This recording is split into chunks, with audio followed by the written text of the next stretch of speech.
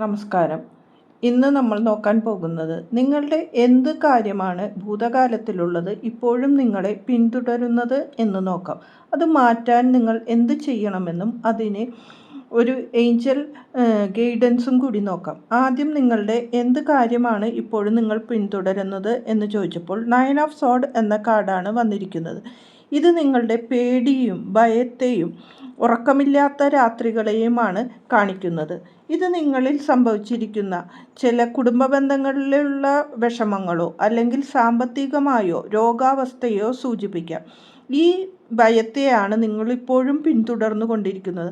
അതുകൊണ്ടാണ് നിങ്ങൾക്ക് ഒരു ഉയർച്ചയിലേക്ക് പോകാൻ സാധിക്കാതെ മനസ്സ് തളർന്നു കൊണ്ടിരിക്കുന്നത്.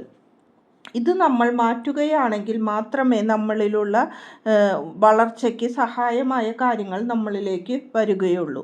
അത് മാറ്റുവാൻ നമ്മൾ എന്ത് ചെയ്യണം എന്ന് ചോദിച്ചപ്പോൾ തീർച്ചയായും സ്റ്റാർ എന്ന് പറഞ്ഞ കാർഡാണ് വന്നിരിക്കുന്നത്. ഇത് നിങ്ങളുടെ പ്രതീക്ഷയുടെയും വിശ്വാസത്തിൻ്റെയും കാർഡാണ്. നിങ്ങൾ രോഗബാധിതരായിരിക്കുന്നവരാണെങ്കിൽ അതിന് ഒരു രോഗശമനം ഉണ്ടാകുമെന്നും നിങ്ങൾക്ക് ഒരു മാനസാന്തരം ഉണ്ടാകുമെന്നും പ്രതീക്ഷിക്കാനുള്ള വക യൂണിവേഴ്സ് തരുന്നു എന്നുമാണ് പറയുന്നത്. ഇതൊരു നല്ല കാർഡാണ്.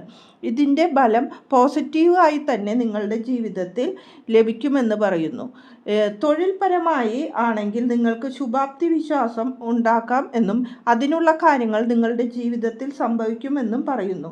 ഇനി സാമ്പത്തിക കാര്യങ്ങളിലാണെങ്കിൽ പല സ്രോതസ്സുകളിൽ നിന്ന് നിങ്ങൾക്ക് പണം ലഭിക്കും എന്നുള്ളതാണ് ഇവിടെ കാണുന്നത്.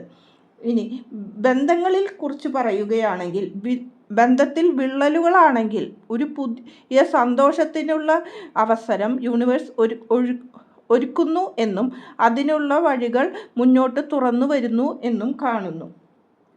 ഹെൽത്തിലാണെങ്കിൽ രോഗികൾക്ക് ശമനമുണ്ടാകും എന്നുമാണ് കാണുന്നത്. അതുകൊണ്ട് നിങ്ങളുടെ ഭയവും പേടിയും അസ്വസ്ഥതയും മാറ്റുവാനാണ് പറയുന്നത്. ഇതിന് എന്ത് ഏഞ്ചൽ മെസ്സേജാണ് എന്ന് ചോദിച്ചപ്പോൾ ബ്ലാക്ക് മേജ് എന്ന കാർഡാണ് ലഭിച്ചിരിക്കുന്നത്. ഇത് നിങ്ങളിലുള്ള ഈഗോ മാറ്റൂ എന്നും നിങ്ങൾ ഒരു മാറ്റത്തിന് തയ്യാറാവൂ എന്നുമാണ് പറയുന്നത്. ഒരു മാറ്റം നിങ്ങളിൽ വരുന്നു എന്നാണ് ഇവിടെ പറയുന്നത്. അത് ഏത് തന്നെ സിറ്റുവേഷനിൽ ആയിക്കൊള്ളട്ടെ, അത് നിങ്ങളുടെ റിലേഷനിലാണോ അല്ലെങ്കിൽ എന്ത് കാര്യത്തിനായാലും ഒരു മാറ്റം വരുന്നു എന്നും ആ മാറ്റത്തിന് വേണ്ടി നിങ്ങൾ സ്വയം തയ്യാറാവണം എന്നുമാണ് പറയുന്നത്. നന്ദി, നമസ്കാരം.